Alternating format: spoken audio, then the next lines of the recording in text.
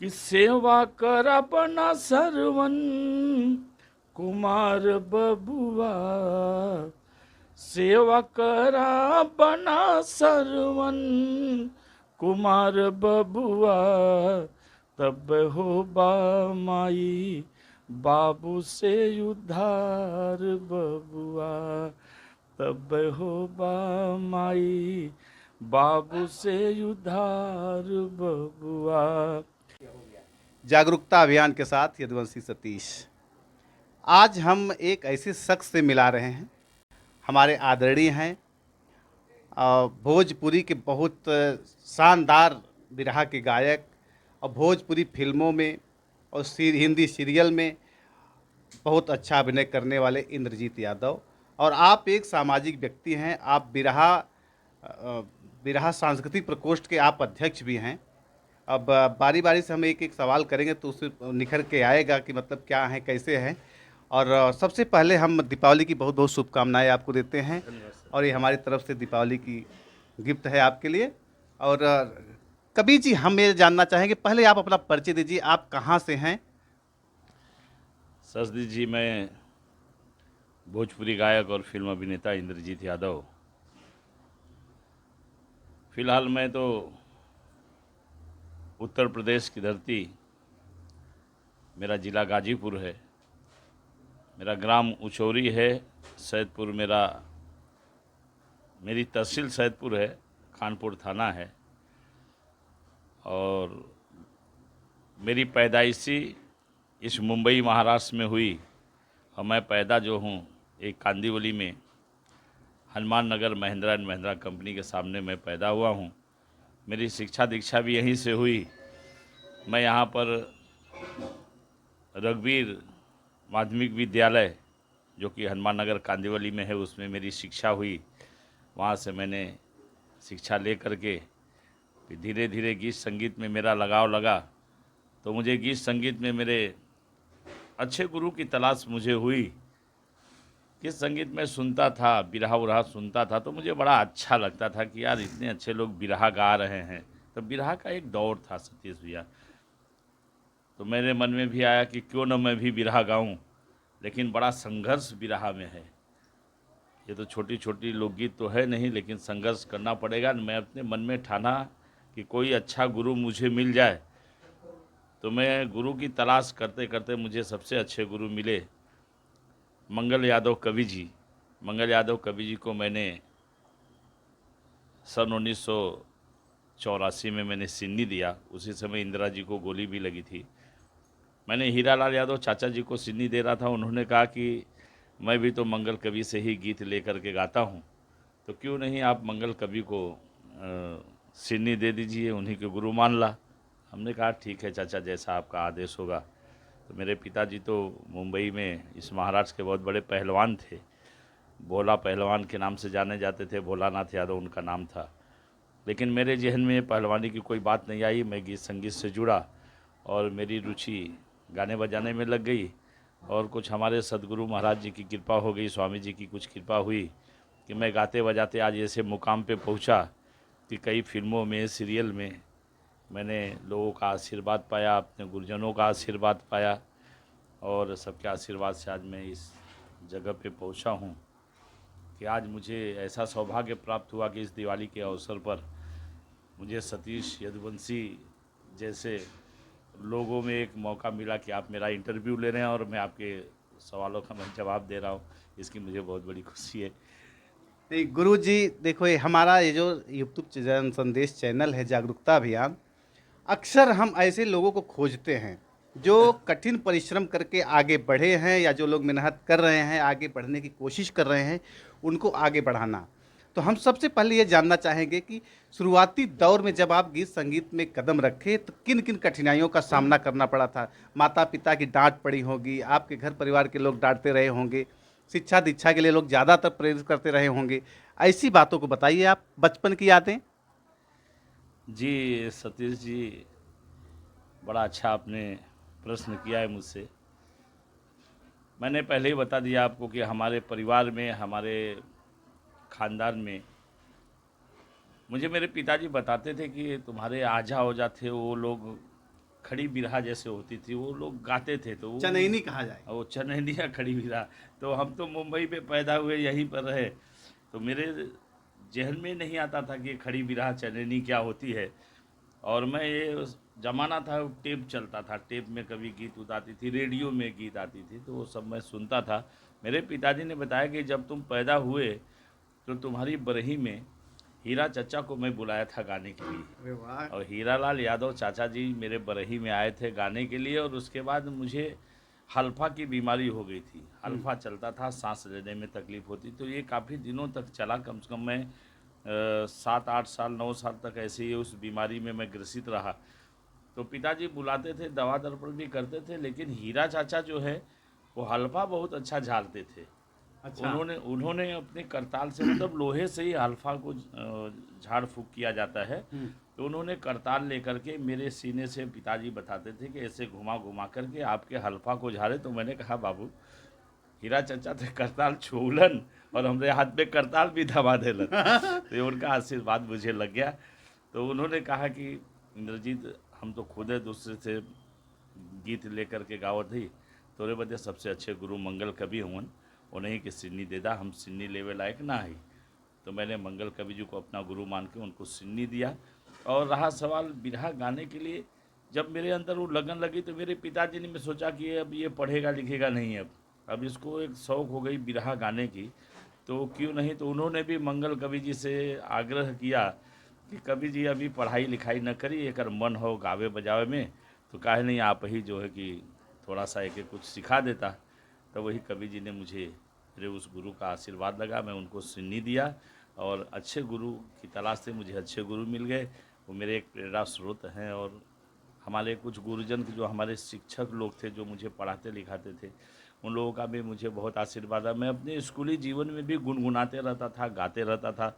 तो मेरे बचपन से ही जैसे लगा कि मुझे कुछ भगवान की कृपा हो गई मेरे ऊपर। जैसे मेरे खानदान परिवार में ऐसा कुछ नहीं था, जैसे लोग बोलते हैं कि एक गॉड गिफ्ट होता है, तो भगवान की तरफ से मुझे मिला। तो मैं गीत संगीत लाइन में आया सतीश भाई, और सारे परिवार मेरे अच्छे लगे, खुश हो गए। जब मेरी शादी हुई तो मेरी बीवी को मालूम पड़ा कि ये गाते हैं, तो उसने कहा कि आप बिरहा गाते हैं, बड़ा कलेजा पे दम लगा ला, ये सब छोड़ दा। मैं बोला कि चलो जब तक चल रहा है चलने दो, कुछ नहीं होगा मुझे। मेरे पिताजी माताजी इतना मुझे खिलाते पिलाते हैं कि मैं कमज़ोर नहीं हूँ, भरपूर मैं गाऊँगा, कोई दिक्कत नहीं है। मैं उसे समझाता था। तो यही जीवन हमारा चलते रहा। और संघर्ष तो मैंने बहुत किया बिरहा के लिए, क्योंकि उस समय का दौर था कि लोगों में उत्सुकता रहती थी कि हाँ, एक कलाकार कोई अच्छा है, गा रहा है, तो लोग उसका मनोबल बढ़ाते थे। बिल्कुल। आज का ज़माना सतीश भैया ऐसा आ गया है कि खींचातानी बहुत है। बहुत खींचातानी है। अगर हम अच्छा प्रोग्राम गा रहे हैं, सब कुछ कर रहे हैं, तो कलाकार ही कलाकार को देख करके आपस में जलन आते पैदा हैं, कर रहा उसके है। पीछे आते हैं फिर। हाँ। ये आपने सुना, बहुत अच्छे गायक कलाकार इंद्रजीत यादव जी की बचपन की यादें।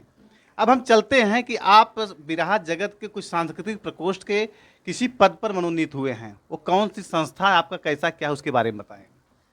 जी, मुझे अभी फ़िलहाल कुछ दिन पहले हमारे बिरहा के बड़े ही सुंदर गीतकार, एक राष्ट्रीय स्तर भी कहूँ तो कम ही है, ऐसे गीतकार प्यारेलाल यादव जी, उनका बहुत ही बड़ा आशीर्वाद मिला। उन्होंने जो है उनको लोगों ने कहा कि भैया इनको, अगर हमारी संस्था जो बन रही थी, अभी एक नई संस्था बनी है महाराष्ट्र लोकगीत बिरहा संगम, तो उसका मुझे राष्ट्रीय अध्यक्ष लोगों ने चुना। और उसकी बड़ी भव्य तरीके से उसका उद्घाटन भी किए लोग। तो उसमें जो थे प्रमुख अतिथि में प्यारेलाल यादव कवि जी को बुला करके उसका फीता कटवाया गया, और उनके हाथों से ही प्रशस्ति पत्र दे करके मुझे नियुक्ति किया गया। और भी जो कलाकार थे, जो जिस लायक था, उनकी भी नियुक्ति उनके हाथों द्वारा हुई है बिरहा संगम में। तो तमाम लोगों ने तमाम तरह के समितियां बनाना चालू कर दिए। तो अब हम उस अच्छा, उसके बाद आप बहुत बड़े ही सामाजिक व्यक्ति हैं। अब तमाम कार्यक्रमों में देखा हूँ कि आप यादव समाज के भी कार्यक्रमों में जाते हैं। यादव समाज के किसी संस्था में जुड़े हैं आप? देखिए, यादव समाज तो बहुत है, बहुत बना हुआ है। सबका अपना अपना एक दायरा होता है। सबसे शुरू में ही मेरे पिताजी जो यादव संघ मुंबई बना हुआ था, हाँ। तो उसमें भी बड़े बड़े कलाकार आते थे। जैसे उस ज़माने में रामकरण यादव थे और राम प्रसाद यादव गायक थे। और मुझे याद है कि अयोध्या प्रसाद यादव जी तभी अध्यक्ष थे और मैं छोटा था तभी। तब मैं उस संस्था में जाता था तो मेरे पिताजी लेके जाया करते थे। मैं तो शुरू से ही वही एक संस्था जो यादव संघ मुंबई की है, उसी में मेरा लगाव है। उसी से मैं, पिताजी जुड़े थे तो उसी से मैं जुड़ा हूँ। और अरे, फिर वाह। उसके बाद जितने भी अपने यादव समाज के, जहाँ यादवों की बात आती है, यादव समाज की बात आती है, तो उसमें सम्मान के साथ सतीश भैया, अगर हमारा समाज हमको सम्मान के साथ बुलाता है तो मैं वहाँ जाता हूँ, उनका सम्मान करता हूँ, वहाँ मैं शिरकत देता हूँ। अगर मुझे कोई गाने के लिए बुलाता है तो मैं अपनी जो प्रस्तुति है उसको मैं पेश करता हूँ। भाई उनको सुनाता हूँ, बताता हूँ कि अपने समाज में कैसे कैसे क्या करना चाहिए, मेरा समाज कैसे हुआ। हम यदुवंशी हैं, हम भगवान श्री कृष्ण के वंशज हैं।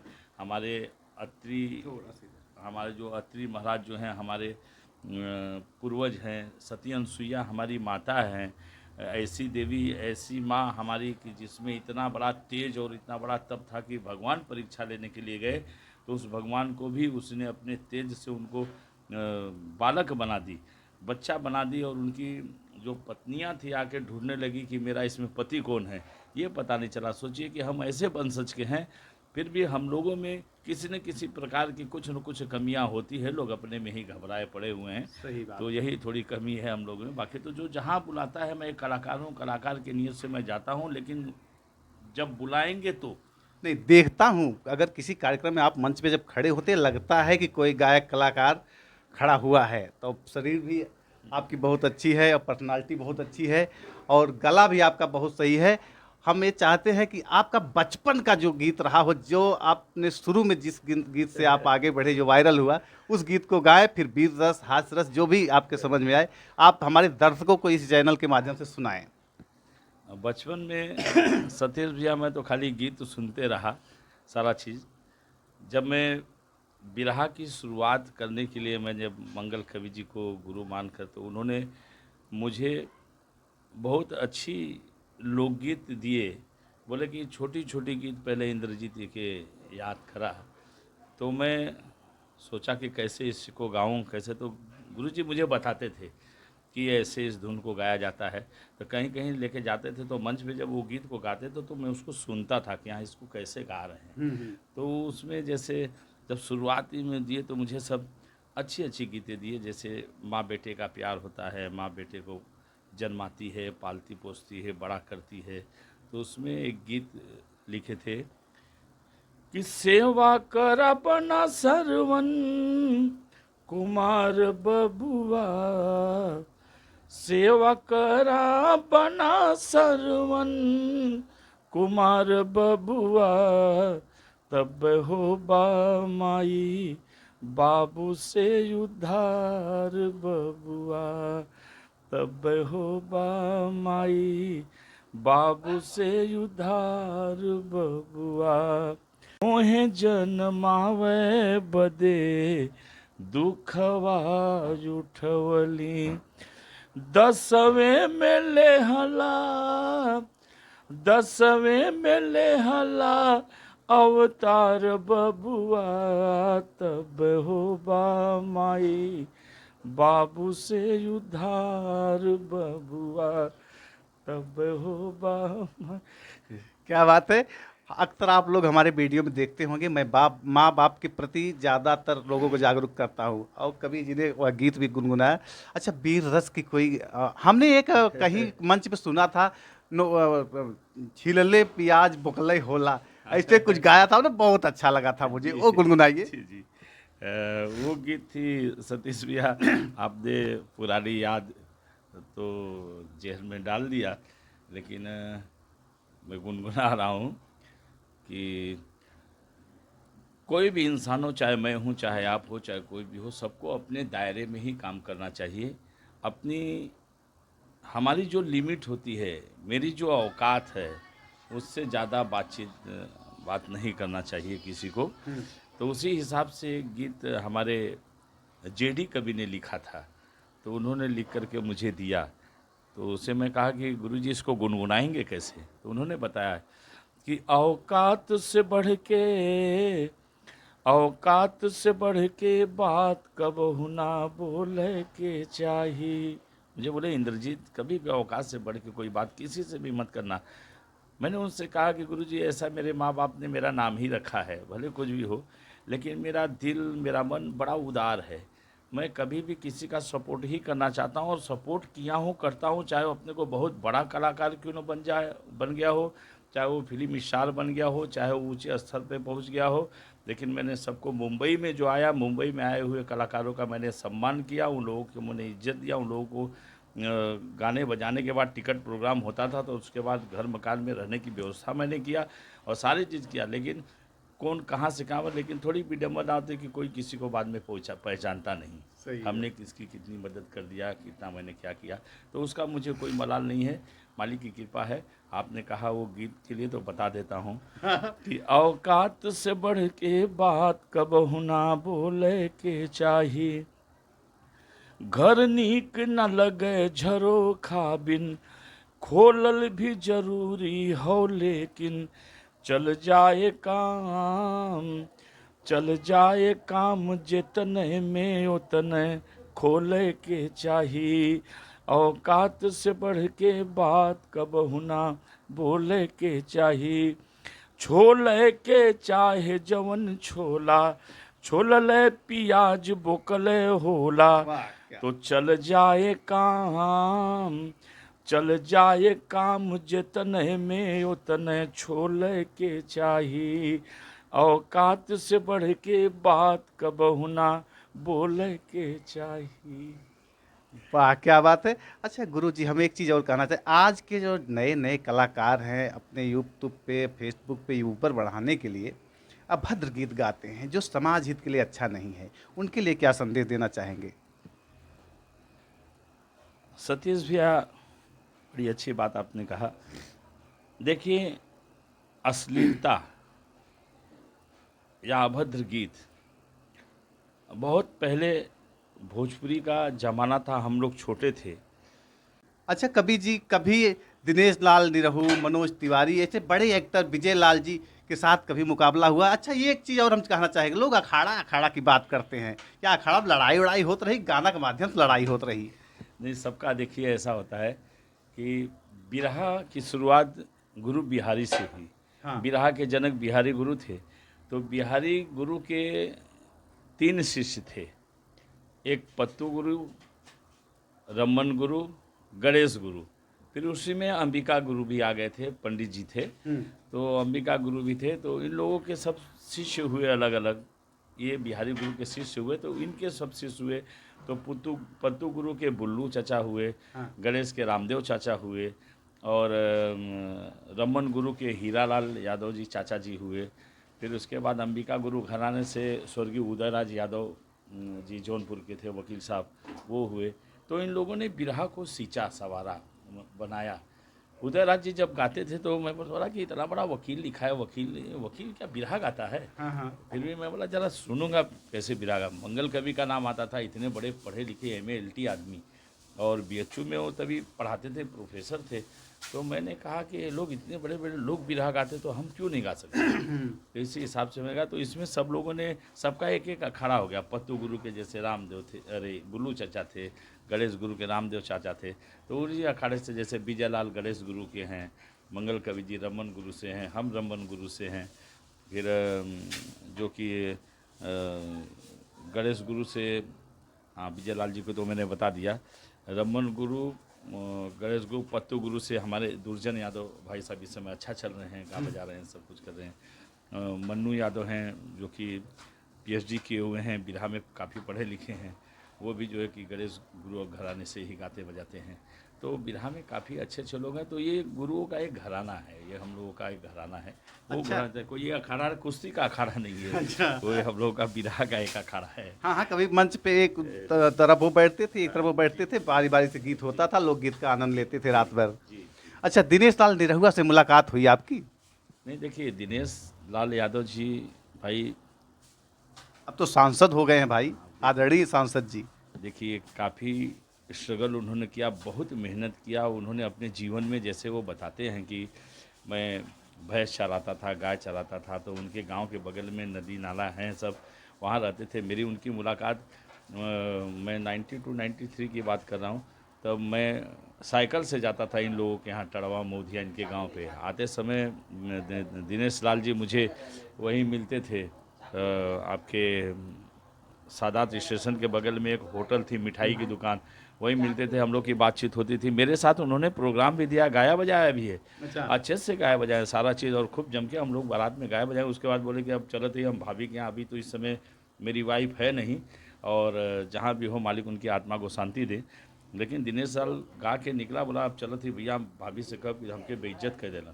तो हमने कहा कि अरे यार तुम मेहरारू हुआ गा कि तो कि हम बेइज्जत कर दे। तो बोले नहीं चलती। तो आए मेरे घर पे, आए मेरे घर पे आ करके, और मैं तो वहीं बारात में, गांव की बारात थी, मैं रुक गया।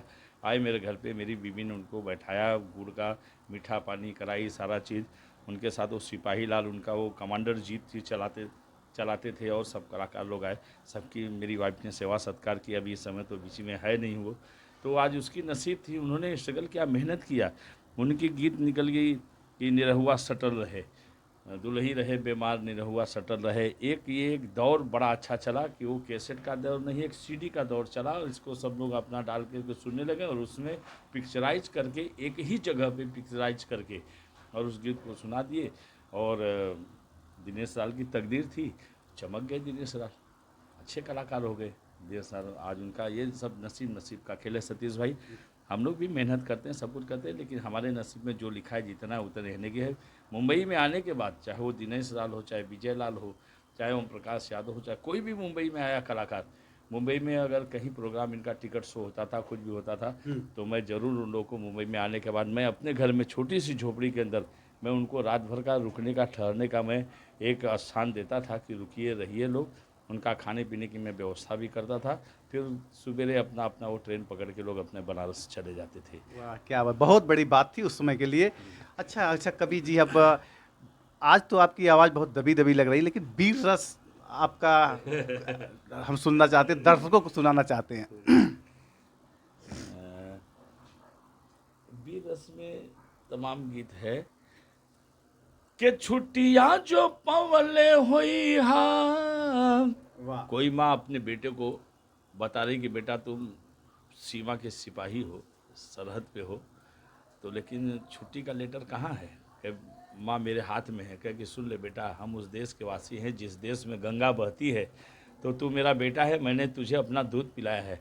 दुश्मन की माँ ने भी दूध पिलाया होगा, लेकिन जब छुट्टी का लेटर तुम्हारे हाथ में है तो एक काम करना कि छुट्टियां जो पवले हुई हा, ये बेटा फेंक दिया फार के, अहा ललनवा घरे दुश्मन के मार के, अहा ललनवा घरे दुश्मन के मार के। गोला गोली आग लागो, दूध के लड़ाई बा, देख लिहा के तना पियवले ओकर माई बा। वाह क्या अरे देख लिहा के तना पियवले ओकर माई बा। माँ कहती बेटा सुन ले कि घरवा में घुस के मरिहा, अरे घरवा में घुस के मरिहा, अरे बेटा ललकार के, अहा ललनवा घरे दुश्मन के मार के, अहा ललनवा घरे दुश्मन के मार के। क्या बात है, बहुत अच्छा। अब अच्छा, आपकी उम्र कितनी हो गई? सतीश जी अगर वर्जिनल उम्र बताने के लिए बताऊँ तो अभी ये 23 नवंबर जो आ रहा है, हाँ। मैं 57 क्रॉस कर जाऊंगा, 58वें में प्रवेश कर जाऊंगा।